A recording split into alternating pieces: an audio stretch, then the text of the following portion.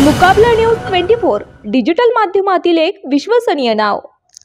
बालकाचा संशयास्पद मृत्यू, आत्महत्या नसून खून असल्याच्या गावकऱ्यांचे आरोप। उमरखेड तालुक्यातील पिरंजी या गावात एका चौथ्या वर्गात शिकणाऱ्या अल्पवयीन मुलाने फाशी घेऊन आत्महत्या केल्याची घटना दिनांक 15 जून 2024 रोजीच्या रात्री अंदाजे 8 वाजताच्या सुमारास घडली असून या आत्महत्येमुळे मात्र अनेक तर्कवितर्क लावले जात आहे।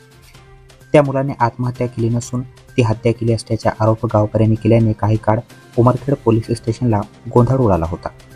दरम्यान त्या घटनेचे गांभीर्य ओळखून उपविभागीय पोलीस अधिकारी हनुमंत गायकवाड यांनी घटनास्थळी भेट दिली। याबाबत पोलीस सूत्रांकडून दिनांक 17 जून रोजीच्या सकाळी अंदाजे 8 वाजताच्या सुमारास प्राप्त झालेल्या माहितीनुसार देवराव विठ्ठल भुसाडे वय 12 वर्ष या बालकाने आपल्या राहत्या घरासमोरील गुरांच्या गोठ्यात रात्री 8 वाजताच्या दरम्यान फाशी घेऊन आत्महत्या केल्याचे उघडकीस आले होते। मात्र एवढ्या लहान मुलाने आत्महत्या केली त्यावर गावकऱ्यांनी संशय व्यक्त करीत पोलिसांना पाचारण केले।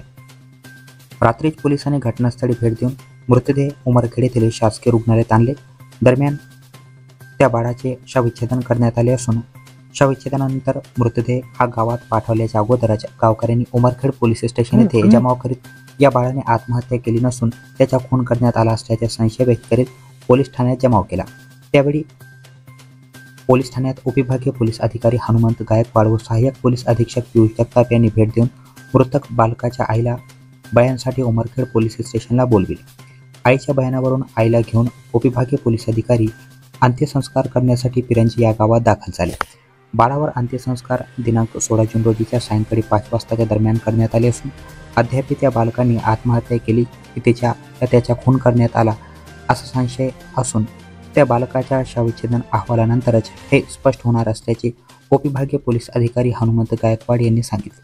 दरम्यान या घटनेने मात्र लहानसे पिरंजी गाव हादरले आहे। अनेक तर्कवितर्क या गावातील नागरिक लावत आहे। मुकाबला न्यूज 24 डिजिटल माध्यमातील एक विश्वसनीय नाव।